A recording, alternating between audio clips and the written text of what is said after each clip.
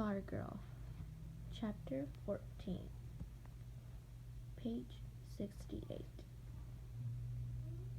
This was the start of the period that blurs as I tried to recall it.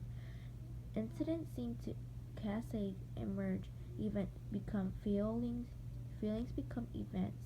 Head and heart are contrary historians. The hot session was never aired. Mr. Robin Rue destroy the tape, of course. That didn't that didn't stop every moment of it from being reported. In fact, most of the students knew about it by the time school opened next day.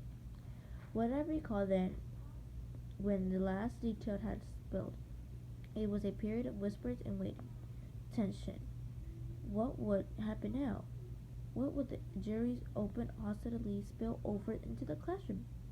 How would Stargirl react? Answers were expected on the following day, Valentine's Day.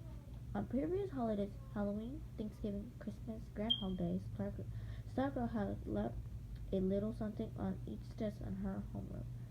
What what would she do likewise this time? The answer was yes. Each member of Homeroom 17 found a candy heart on his or her desk that morning. There was a basketball game that night that I do remember, the biggest game of the year. The Electrons had breezed through the regular season undefeated, but now the second season was about to begin, the playoffs. The first district, then the regionals, and finals the state tournament. We had never made it to the districts, but now visions of championships danced in our heads. The Electrons, the champions of all Arizona. We would settle for nothing else. First hurdle in our way the Sun Valley, champions of the Prima Lega, Legend. The game was played Valentine's night on a neutral court of Casa Grande. All of Mecca is seen empied out and headed for the game. Kevin and I went in the pickup. From the moment the Mecca mob entered the gym, our cheers rattles the raffles. The big screen M, the big green M on Stargirl's white sweater flounced as she spun the leaping with the other cheerleaders. I spent as much time watching her as I did watching the game. She cheered when we scored.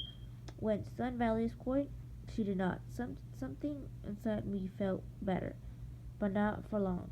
We were losing. For the first time all year, we were trailing at the end of the first quarter. In fact, we were getting smugged, 21-9. The reasons why no mystery. The reason was no mystery. While Sun Valley's team was not as good as ours, they did have one thing we did not: a superstar. A kid named Ron Volcat. He stood 6'8", and averaged 30 points per game. Our players looked like 5'5" David Fleming against Goliath. Sun Valley lead had increased to 19 points midway through the second quarter. Our once breakfast fans were stunning into silence, and that's when it happened. The ball was losing in the middle of the floor. Several players from each team divided for it. At the moment, Volcat was running past trying to avoid the divider, and his right foot came down on a former player's sneaker, so it was told in the newspaper the next day. At the time, it was happening so fast, no one saw it. Too, several people said they heard a sickened crack like a twig snapping. All we knew was suddenly Goliath was on the floor laughing and screaming, and his right foot looked as all wrong. The Sun Valley coaches and trainers and players were sprinting across the floor, but they were not the first. Stargirl somehow was already there, while Volcab owned cheerleaders sat yapping in strict When on the bench, Stargirl knelt on the hardwood floor. She held his head in her lap while the others attended his broken leg. His Her hands moved over his face and his forehead as she seemed to be saying things to him. When they carried him away on a stretcher, she followed. Everyone both sides stood and applauded. The Sun Valley cheerleaders leaped as if he just scored 2 points. Ambulance lights flashing in the high windows. I knew why I was applauding, but I wonder about some of the Mecca fans. Were they really standing in tribute, or because they were happy to see him go? The game resumed. Stargirl returned to the cheerleaders' bench. Without vocab, Sun Valley was a pushover, but early in the second half, we took the lead and went on to the win easily. 2 nights later, we lost to Gandel, and again we fell farther and farther behind as the first half went on, but this time there were no turnaround in the second half. This time, elections faced not only but 5 players better than themselves. This time, on a point, broke an ankle through. I'm sure on the expression, some of this secretly wished for it. We were shocked.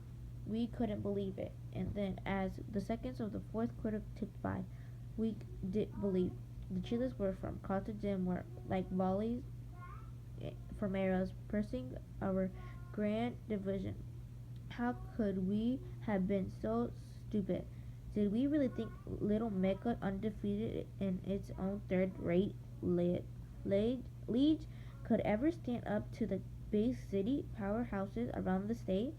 We could have been lured into great, foolishing expectations. Stuttering, we were devastated. It had been so wonderful to be winners, and so right for us. Winning, we had come to believe, why our destiny. And now, as the Gendel coaches sent in the scrubs to mop us up, Mecca girls' wet boys cursed the booed. Some blamed the officials or the nets or the lights. The cheerleaders, to their credit, kept on cheering. They looked up at us with glinting eyes and mascara tracks on their cheeks. They pumped their arms and shouted and did everything that cheerleaders are supposed to do. But their gestures were empty, their hearts not in it, except for Stargirl. As I watched her intensely, I could see that she was different. Her cheeks were dry. There was no crack in her voice, no sting in her shoulders. From the start of the second half on, she never sat down. She never again looked at the game. She turned her back on the court. She stood and faced us and gave not an ounce of herself to jubilation across the gym. We were losing by 30 points with a minute to go, but she cheered on us if we had a chance. Her eyes blazed with a fantasy I had never seen before. She shook her fists at us. She slung her defense at our good, and then her face was blood. A Gandalf player had just dunked the ball, and Kevin bounced my knee with his fist, and I looked to see Stargirl, face only a bloody mess, and I was on my feet screaming, "No!" But wasn't blood. It was a tomato. Someone had splattered her face with a perfectly thrown ripe tomato, and as the clock expired, the Glando fans poured onto the court. Stargirl had just there, the great eyes staring up at us, it under bewilderment through the plump red gore. Spouts of bitter laughter erupted among us, even some applause. The next morning at home, at home, I found the card. It was in a school notebook that apparently I had not opened for several days. It was a Valentine, one of those little cut-out third-grade shorts, showing a blushed little boy and a girl with Mary Jane shoes and a big red heart between them. The words "I love you," and as third graders and high schoolers often do, the senders signed it in code. Star and then a person girl.